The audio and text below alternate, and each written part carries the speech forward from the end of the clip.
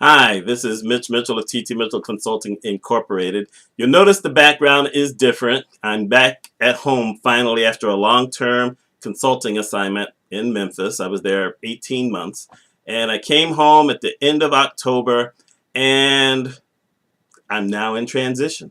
As an independent consultant, you go from gig to gig, and at this point, I'm in transition. Now, luckily, I made enough money on my last gig so that I could take some time off and try to get some thoughts back together because, you have to switch from true work mode into marketing mode, into business mode. And it's not always easy shifting your mindset from one thing to another thing. So since I've been home, I've tried to relax, which I failed at. But I did finally finish the edit of my second book. And that was a major thing. And the funny thing is that it took me probably 2 years to do it because early on, I had to rewrite a whole lot of stuff. And so I always thought I was going to keep doing that, and it just kind of delayed. And then when I finally was home, I said, well, let me just finish editing this book. It took me an hour to finish the rest of it because my writing got better over time than when I first started. So it was a lot easier to do. And, I mentioned that. I've done that. I've written a presentation that I'm going to give next week to a medical organization locally.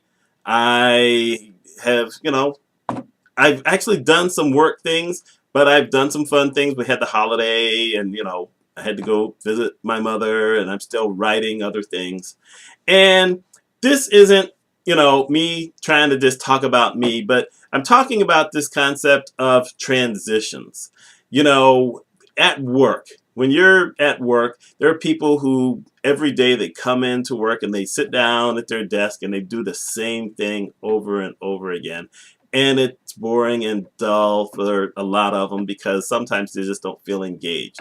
Even if you're in a leadership position where every day things are changing, and let's face the fact, if you're in a leadership position, every day something changes, you may not see that as a change. You may not see that as a transition or engagement or whatever. And so sometimes you have to decide, well, you know what? I've got to find something else to do, or I've got to attack this job differently, or I have to take some major steps forward. Part of this presentation I'm doing next week, I'm mentioning a little bit about that. I'm mentioning this thing about knowledge because knowledge, in a weird way, knowledge is power. The more you know, the stronger you are, the harder you are to get rid of, the harder you are for anyone, else to make you look like you don't know what you're talking about because you have this extra knowledge. Knowledge allows you to decide, you know what, I'm going to go do something else. Knowledge allows you to fix things that no one else can, or to come up with ideas that no one else would ever think of. That's really, the power. But you can't gain knowledge if you're not ready to embrace this concept of transition. And, I tell people all the time, I know you're doing this job and you're not always necessarily happy with your job or you want other things in life. Nothing says you have to do that all the time. Instead of coming home and watching Game of Thrones, and if there's people out there who love shows like that, I'm not just picking on that one show. It happens to be the only one I can think of right now because I don't watch a lot of TV unless it's sporting events or, okay, uh, professional wrestling. I like professional wrestling. That's just how that is. Anyway, unless it's, something like that, I don't watch a lot of TV. I spend a lot of time writing, creating things. I used to write music way back when. Now I write other things. I write stories. I still have 4 blogs. And, I write for other people. And I'm always in this process of writing and doing something. Yes, I take some time out to get on Twitter or get on Google Plus or get on Facebook. You have to break it up somehow. But I do a lot of other stuff. I'm always kind of creating. And right now, one of the things I'm writing is my new marketing stuff because I have to write things again. I'm taking the holiday off, but, beginning of January, all that stuff's going to go out there again. It's time to go through this next transition and find out what's out there. What am I going to do next? And, I think, people should really think more about transition. If your life is dull, think of something that you like and do something.